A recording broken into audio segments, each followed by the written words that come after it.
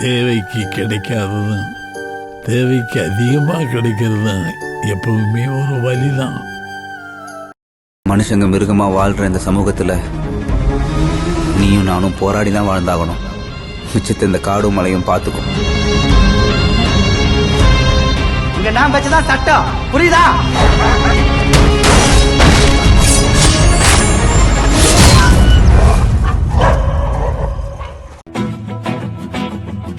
அனைவருக்கும் வணக்கம்.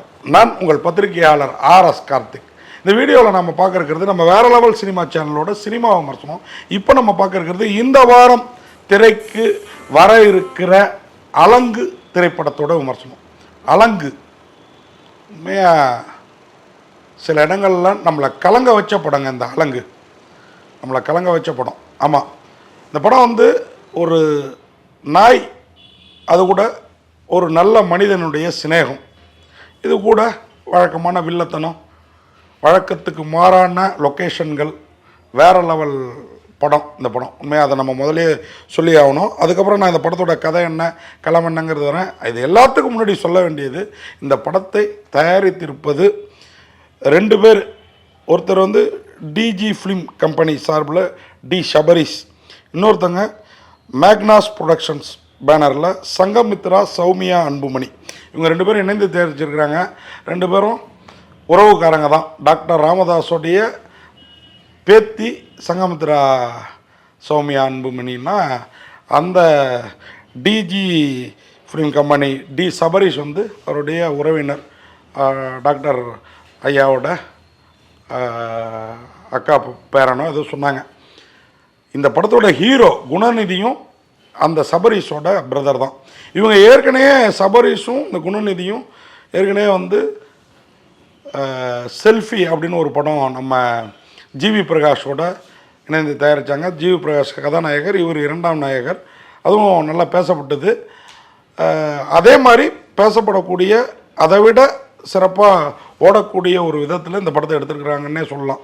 கூட இப்போ சௌமியா அன்புமணியும், அதாவது சங்கமித்ரா சௌமியா அன்புமணியும் சேர்ந்துருக்குறாங்க இல்லையா. உண்மையாக சிறப்பாக பண்ணியிருக்காங்க. அலங்குன்ற ஒரு அழகான தமிழ் வார்த்தையை, நாய்க்கு இப்படியும் ஒரு பேர் இருக்கா அப்படின்னு நமக்கு தோணுச்சு. அடுத்து கூரன் அப்படின்னு சொல்லி நம்ம எஸ்.ஏ. சந்திரசேகர் கூட நாய்க்கு ஒரு பேர், நாய் படம் ஒன்று எடுத்துருக்கிறாரு, வேறு லெவலில் இருக்குன்னு அதை பற்றியும் சொல்கிறாங்க. இந்த மாதிரி இத்தனை பேர் இருக்குங்கிறதே நம்மளும் தமிழர் தான் இப்போ தான் தெரிஞ்சுக்கிறோம். சினிமாக்காரர்கள் வந்து இன்றைக்கி வந்து ஹாலிவுட் ஸ்டைலில் ஆங்கில பேர் வைக்கிறப்போ இவங்கெல்லாம் தமிழில் பேர் வைக்கிறது நமக்கு உண்மையாகவே மகிழ்ச்சியாக இருக்குது. உண்மையாக அதை சொல்லி ஆகணும். இந்த இடத்துல இந்த படத்தோட கதை என்ன, களம் என்ன அப்படின்னு பார்த்தீங்கன்னா, காடும் காடை சார்ந்த இடங்களும் தான் அந்த படத்தோட கதை. அதில் நாய் தான் வந்து ஒரு நாயகர், இன்னொரு நாயகர், கதையின் நாயகர் நம்ம குணநிதி. இவர் ஏற்கனவே செல்ஃபியில் செகண்ட் ஹீரோன்னு சொல்லிட்டேன். இவங்க வந்து கோயம்புத்தூர் பகுதியில், அந்த கோயம்புத்தூர் பக்கத்தில், இந்த பக்கம் மேட்டுப்பாளையம், இந்த பக்கம் கேரளா காடுகள் இல்லையா, அதில் ஒரு இடத்துல வந்து வசிக்கிறாரு. ஆதிவாசி, காட்டுவாசி எப்படின்னாலும் வச்சுங்க. இன்றைக்கி காட்டுவாசின்னு சொல்லக்கூடாது, ஆதி குடிகள். அங்கே வந்து மலை மேலேருந்து இவரும் இவங்க அம்மாவும் வர மறுக்கிறாங்க. அங்கே இவங்களுக்கு கொஞ்சம் விவசாய நிலம் இருக்குது, அதில் வாழை சாகுபடி பண்ணி அதில் ஜீவனம் நடத்துகிறாங்க. அது இல்லாமல் அந்த காசில் தான் இவரையும் ஒரு தங்கச்சியும் படிக்க வைக்கிறாங்க அவங்க அம்மா. இவர் வந்து டிப்ளமா படிக்கிறாரு, பாலிடெக்னிக். அவங்க தங்கச்சி வந்து இருக்கிறாங்க. இப்போது அவங்க அப்பாவை யானை மிதித்து கொண்டுடுது. அந்த சோகத்தில் அந்த அம்மா யானையை கண்டாலே நாட்டு வெடி குண்டு வீசுகிறாங்க. இது அப்பப்போ வன அதிகாரிகள், போலீஸ்ன்னு அவங்கள அழைச்சிட்டு போய் உட்கார வைக்குது. இவங்களுடைய மாமா காளி வெங்கட்டு அப்பப்போ இந்த கேஸ்லேருந்துலாம் இவங்களை மீட்டு எடுக்கிறாங்க. இப்போது ஊரில் அந்த அம்மா கொஞ்சம் கடன் வாங்கியிருக்குது. கணவன் இல்லாத தாய் என்ன பண்ணுவா, பிள்ளைங்களை வளர்க்குறதுக்கு என்ன தான் நிலநீச்சி இருந்தாலும் மழையில் புயலில் அடிச்சுட்டு போயிடும் இல்லையா, அதுவும் வாழை தோட்டம்னா. ஸோ கடன் வாங்குகிறாங்க. அந்த கடனை அடைக்கிறதுக்காக இவர் வந்து ஒரு வேலை பார்க்க வேண்டியிருக்கு. இதுக்கு இடையில் அந்த வேலை பார்க்குற இடத்துல ஒரு நாயை வந்து இவர்கிட்டையும் ஒரு நண்பர்கள்ட்டையும் கொடுத்து, சாக்கில் குட்டு உயிரும் குலவரமாக கிடக்கிற நாயை போய் புதைச்சிருங்க கொடுக்குறாங்க. திறந்து புதைக்க போகிற படத்தில் அதுக்கு உயிர் இருக்குன்னு தெரிஞ்சுன்னா, இதை ஏன் நம்ம வளர்க்கக்கூடாதுன்னா, கூட இருக்கிறவங்க சொன்னால், இது கேரளாவிலேருந்து கொண்டு வந்து கொட்டுற குப்பை கழிவை தின்னுட்டு விஷமாகி போயிருக்குது, இது உடம்பெல்லாம் நோய் பரவி இருக்குது, அதெல்லாம் வளர்க்க முடியாது. இல்லை நான் இது பார்த்தாலே பாவமாக இருக்குது, நம்ம வளர்ப்போம், நம்ம காட்டு உணவை, நம்ம சாப்பிட்ற உணவை சாப்பிட்டதுன்னா அது எந்த விஷமாக இருந்தாலும் அது முறிஞ்சிடும் அப்படின்னு சொல்லி வீட்டுக்கு தூக்கிட்டு வந்து அதுக்கு சோறுலாம் கொடுத்து வளர்க்குறாரு. அந்த நாய் இவர் மேலே உயிரை வச்சுட்டு இருக்குது, இவர் நாய் மேலே உயிரை வச்சுட்டு இருக்கிறாரு. இவர் நாய் உயிரை கவர்ந்து பண்ணுறாரு. அந்த நாயால் இவர் உயிருக்கு ஒரு ஆபத்து வருது. எப்படி வருது, ஏன் வருது அப்படின்னு பார்த்தீங்கன்னா, இவர் இந்த கடனை அடைக்கிறதுக்காக கேரளாவுக்கு இங்கே இந்த நாயை இவங்க கொல்லாமல் விட்டதுனால இந்த முதலாளி பகையாயிடுறாரு. உங்களுக்கு வேலை கிடையாது போங்கடான்னு நாயோட விரட்டி விட்றாரு.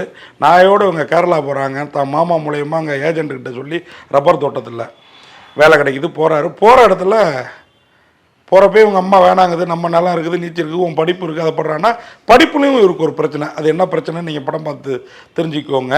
ஏன்னா டே காட்டில் புழு பூச்சியை தின்னு தண்ணி ஹாஸ்டல் சாப்பாட்டில் புழு கிடந்தா உனக்கு பிரச்சனையா அப்படின்னு அங்கே இவரை சஸ்பெண்ட் பண்ணி வச்சுருக்குறாங்க காலேஜில். இப்போ அதனால் இவர் கேரளாவுக்கு வேலைக்கு போகிறாரு. அம்மா தடுக்குது. போன இடத்துல இந்த நாயால் ஒரு தொல்லை.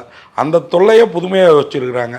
அங்கே அந்த ரப்பர் தோட்ட முதலாளியோட பொண்ணை அதோட பர்த்டேவில் நாய் கடிச்சிருது.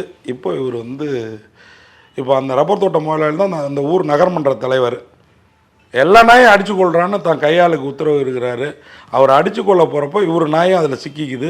அந்த நாயை கவர்ந்து பண்ண போகிற இவர் நாயாக அடிபடுறாரா இல்லை நாயை கவர்ந்து பண்ணுறாரா, அதன் பிறகு என்ன ஏது, சொந்த ஊர் திரும்பினாரா, அவங்க துரத்திட்டு வந்தாங்களா, இல்லை இவர் அங்கேயே இவங்களை துவம்சம் பண்ணாரா, இல்லை இங்கே வர வச்சு துவம்சம் பண்ணாரா அப்படிங்கிறதெல்லாம் வித்தியாசமாகவும் விறுவிறுப்பாகவும் சொல்லியிருக்காங்க.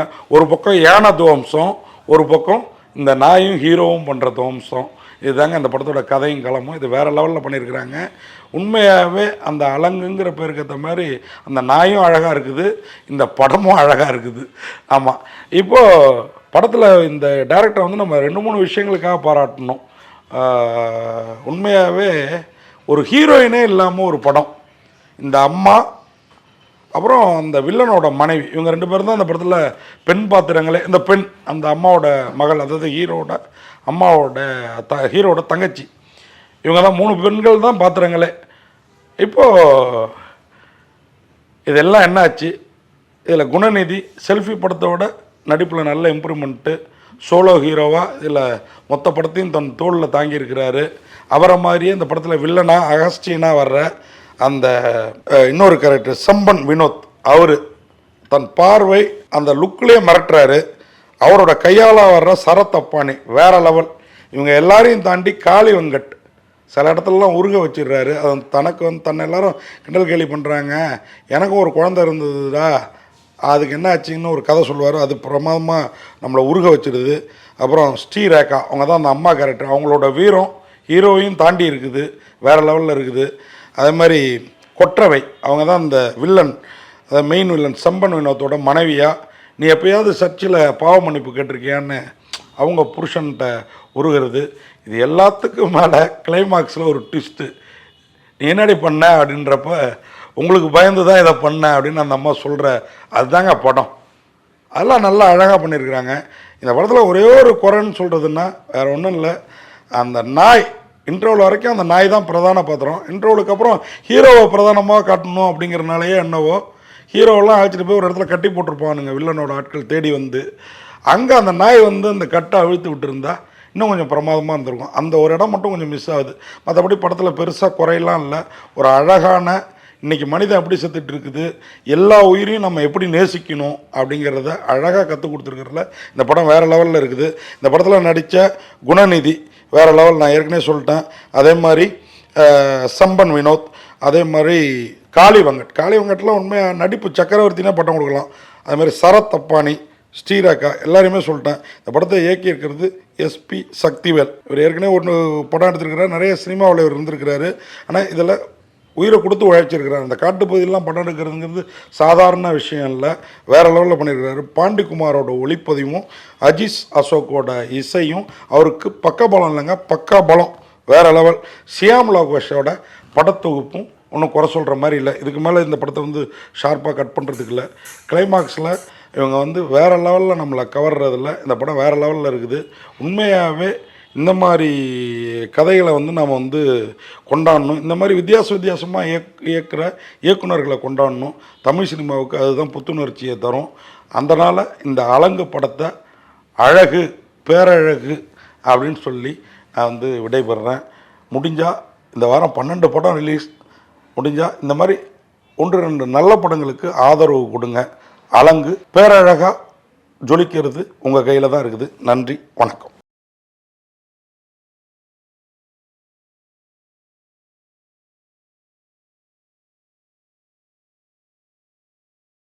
இந்த வீடியோ உங்களுக்கு பிடிச்சிருந்தா லைக் பண்ணுங்க, கமெண்ட் பண்ணுங்க, ஷேர் பண்ணுங்க, சப்ஸ்கிரைப் பண்ணுங்க.